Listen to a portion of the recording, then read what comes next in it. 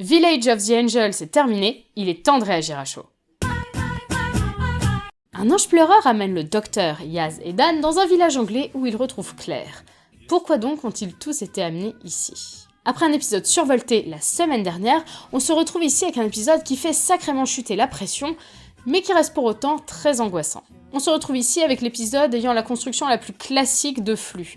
Si on nommait la partie sur Belle, eh bien en réalité on se retrouve avec un épisode qui aurait eu tout à fait sa place dans la saison 11 ou la saison 12. Cette construction est particulièrement efficace, justement car elle nous permet d'avoir une petite respiration avant de se lancer dans les 2 gros derniers épisodes finaux de flux. C'est un épisode qui mêle quelques révélations prévisibles, par exemple l'identité de Peggy, mais qui par contre regorge de trouvailles en tout genre. Des trouvailles exceptionnelles et tellement nombreuses qu'il serait long d'être exhaustif. Si j'estime toujours que faire parler les anges nuit à leur concept et casse leur aura, franchement, est-ce qu'il y avait besoin de les faire parler autant ? J'ai tout de même aimé l'idée d'en faire dialoguer un à travers Claire. De même, j'ai adoré voir pousser aussi loin le concept de ce qui contient un ange devient un ange, ce qui nous a d'ailleurs fourni dans cet épisode un paquet de plans absolument magnifiques. Je ne m'attendais pas non plus à ce que le destin de Yaz et de Dan prenne une tournure si dramatique. Les voilà complètement coincés à mener l'enquête dans le passé et sans vraiment savoir s'il y a un moyen de retour, attendant l'aide du docteur, qui visiblement n'est pas prêt d'arriver.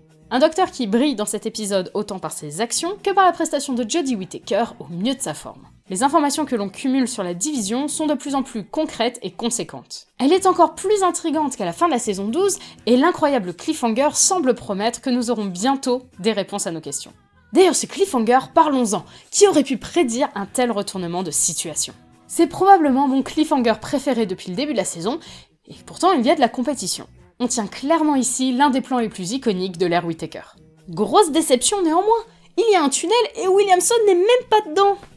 Quelle indignité! C'est donc un bon épisode à l'ambiance angoissante et à la fin particulièrement marquante, qui utilise d'une façon neuve et originale les anges pleureurs. Point bonus pour le générique déformé qui s'interrompt pour laisser place à une scène émouvante entre Belle et Vinder. Si ce dernier était très peu présent cette semaine au contraire de Belle, leur quête est toujours passionnante et apporte une véritable respiration au sein de l'histoire.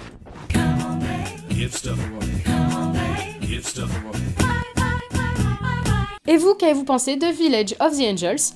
Dites-nous tout dans les commentaires. Zoubi les Arby et à la semaine prochaine.